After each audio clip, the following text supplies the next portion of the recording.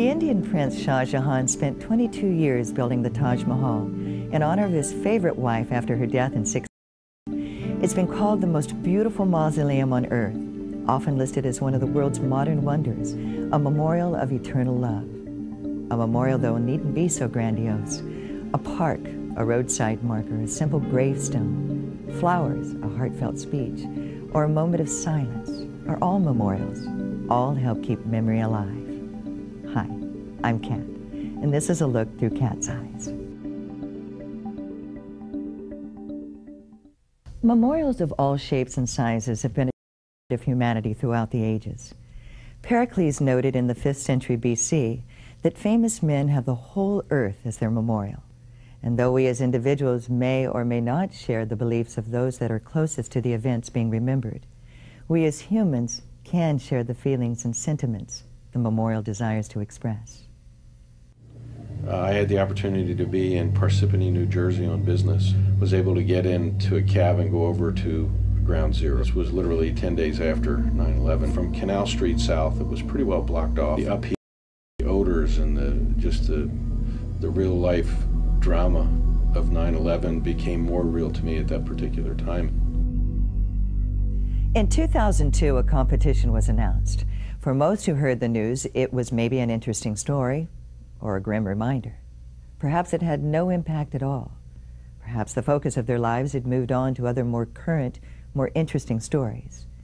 And yet, to a significant number, it presented a needed opportunity, an opportunity to express something that had been growing in their hearts and minds, a feeling, an idea, a need to create where others had destroyed.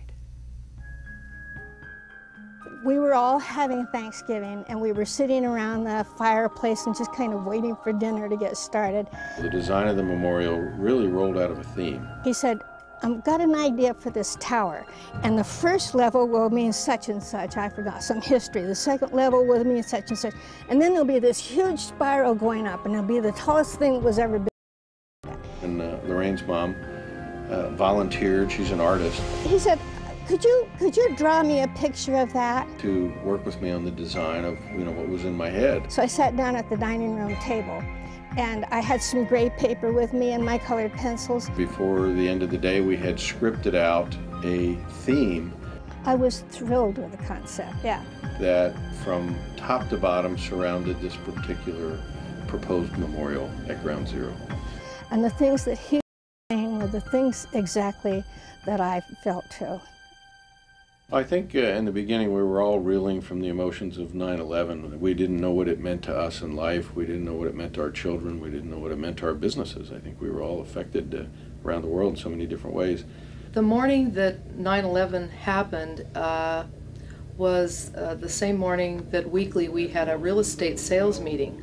The sales meeting turned into something very different. We had a lot of prayer and thought, and quiet time, and it really hit everyone hard here.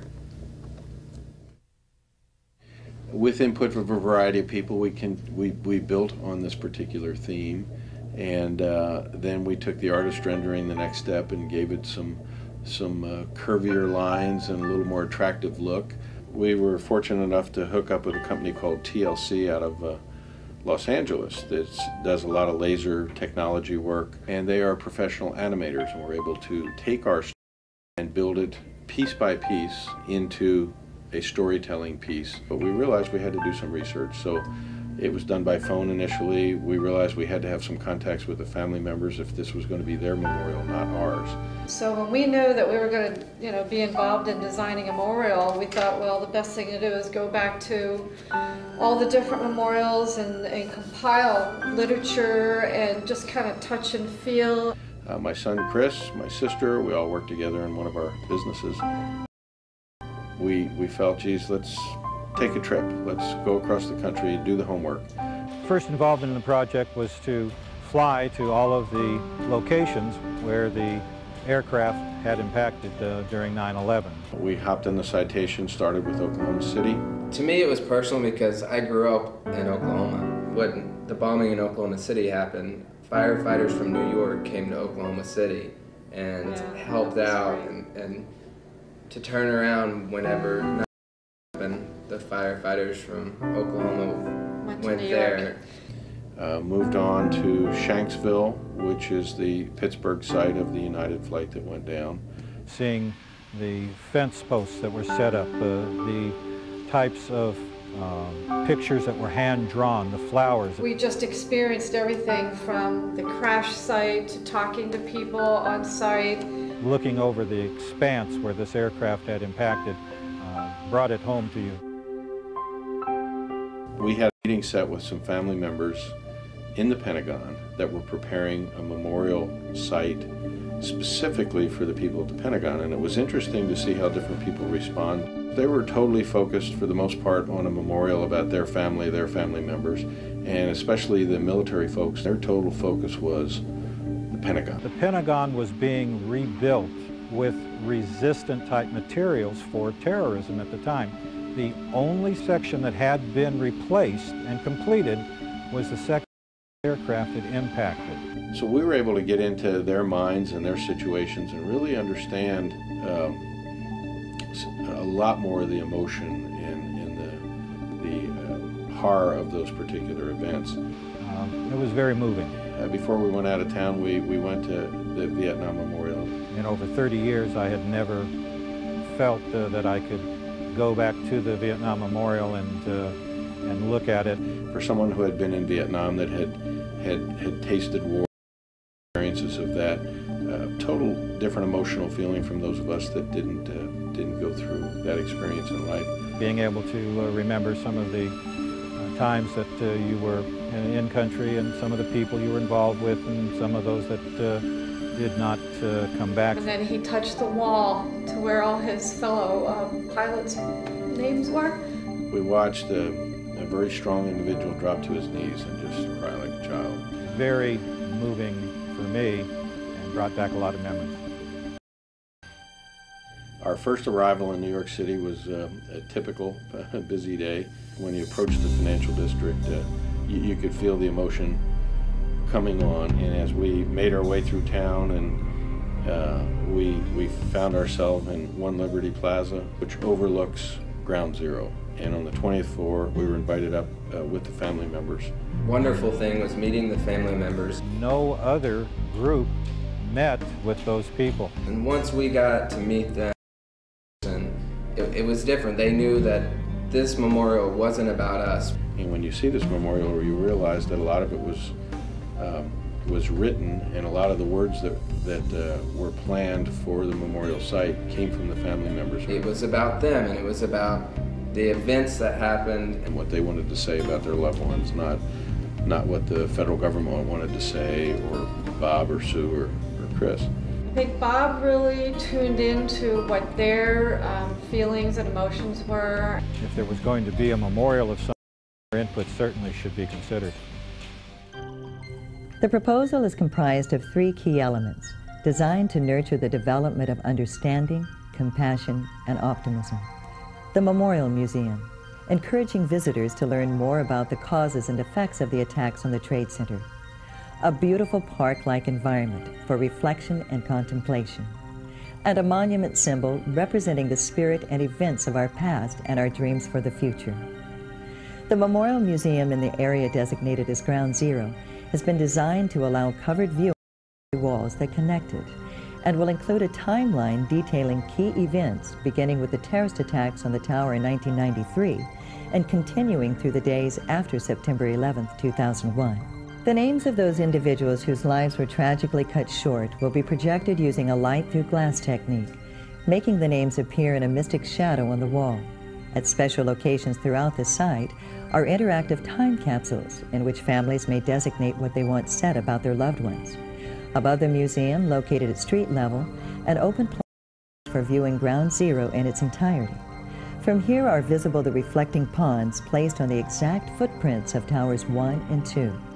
As visitors descend to Ground Zero, they follow pathways composed of plaques individually inscribed with the names of the victims. Exactly 110 benches will be placed along the pathways, representing the number of floors on each tower, and surrounded by an assortment of trees and flowers from around the world, symbolizing diverse nationalities that were affected by the tragedy. One path leads directly to the repository, with access to the bedrock below the monument symbol. This is the final resting place of those whose lives were lost and has been designated for their families only. From between the reflecting ponds rise the 13 long support pillars of the monument symbol's base, a reminder of the original 13 states that served as the foundation of our country. Binding the 13 support pillars are 2 cylinders, the first representing the everlasting struggle and the timeless interaction of good and evil. The second cylinder celebrates our freedoms of religion, speech, press, assembly, and petition, values that Americans have fought and died for. The support braces for the lower section of the symbol commemorate the organizations and individuals whose commitment preserves the memory of the lives sacrificed for our freedoms. The upper section, located between the 2 cylinders, is supported by braces representing those who died September 11th. Visitors may illuminate those individuals' names inscribed on cross braces with an entry card and a push of a button. A spiraling structure twists and rises above the second cylinder, joining together in a testament to the strength and unity of our great country. Atop the symbol sits the world's largest eternal flame. 8 stories high, the flame will be lit by 50 burners, 1 for each of the United States. A beacon of light, the flame represents unwavering commitment to the fight against oppression and all that oppose freedom. 2,792 laser beams, 1 for each victim lost, will join together to form 8 brilliant beams, marking the corners of the original towers. This tribute, combined with the eternal flame, will ensure that the monument comes alive at night and remains visible high above New York at all times. At a proposed height of 2,001 feet, the tower will be the world's tallest structure and will stand as a symbol of the sacrifices made in the name of freedom and preservation of democracy. Making this trip across the country was impactful in so many different ways, and I think we came off of that armed with a lot of knowledge and a lot of new information. The one memory to stand out in my mind was Lee Ielke. Lee is the most decorated fireman in the history of firefighting in the state of New York. Lee was probably the most impactful in our life, I think, because he was a fireman. He actually lost a family member who was a fireman. The entire body was found at the site. And he gave us each a cross. It was all pieces of steel and anything else that was left, and he had it molded. So many people totally perished, and why there was such a emotional appeal to not build a subway or a train station. When you hold it in your hand, it's cold. You just almost feel the hurt and the pain and everything these people had to go through. From the rubble of our lives, we derive the need to build. In the ashes, we find bits and pieces of memories, some happy times and some not. We salvage what we can and we grieve for what's gone. And as we sort through the debris, we have the opportunity to reflect on each item we come across. The chance to discover and to learn. The chance to see with 20/20 hindsight both the good and not so good of yesterday. And finally, the chance to hold on to that which we choose, to preserve or redesign, to rebuild, or to let pass into history. In this way, a memorial not only commemorates the past, but it also marks a turning point, a split in society's path, a point where we as people take a moment to examine our yesterday and make new choices for our tomorrow. At least that's one perspective through Cat's Eye.